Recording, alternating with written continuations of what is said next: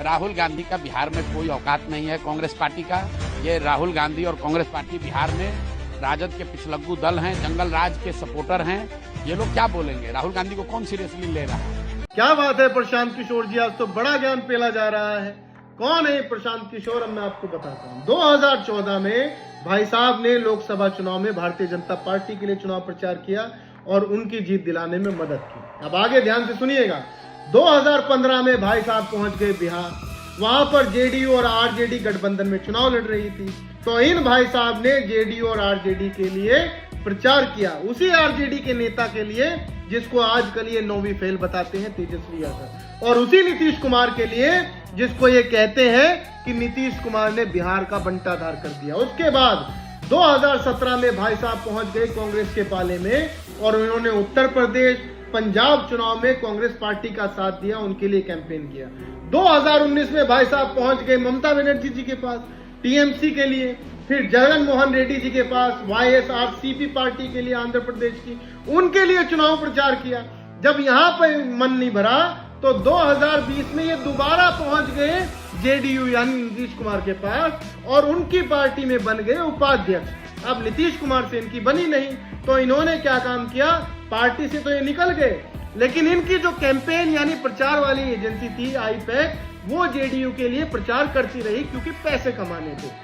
फिर 2021 में ये दोबारा पश्चिम बंगाल पहुंच गए और ममता बनर्जी के लिए फिर से इन्होंने प्रचार किया।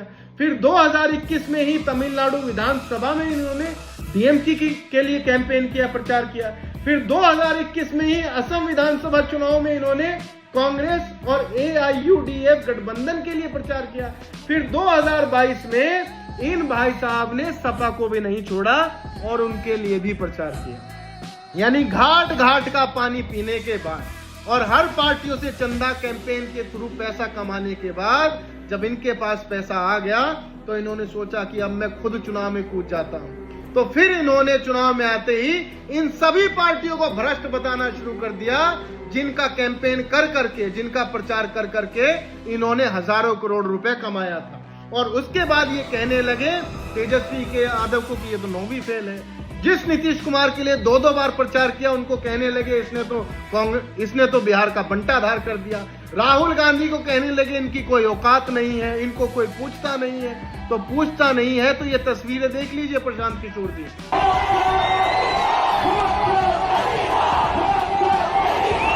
जहां पूछ भी हो रही है और जन सैलाब बता रहा है कि राहुल गांधी जी इस देश के बच्चे बच्चे तक, जन जन तक पहुंच चुके हैं और जो वोट चोरी के खिलाफ वो अभियान चला रहे हैं, बच्चा बच्चा उसका समर्थन कर रहा है। दरअसल आपने दोगलापन दिखाया है कि तमाम पार्टियों के लिए कैंपेन, चुनाव प्रचार करने के बाद जैसे ही आप राजनीति में कूदे, आपने उन्हीं को भ्रष्टाचारी बताना शुरू कर दिया। यानी आप भ्रष्टाचारी पार्टियों से चंदा वसूल कर रहे थे। आप अपना पूरा दमखम लगा रहे थे उन्हीं भ्रष्टाचारी पार्टियों को चुनाव जिताने में। दरअसल प्रशांत किशोर जी, इसी को शास्त्रों में दोगलापन कहा गया है।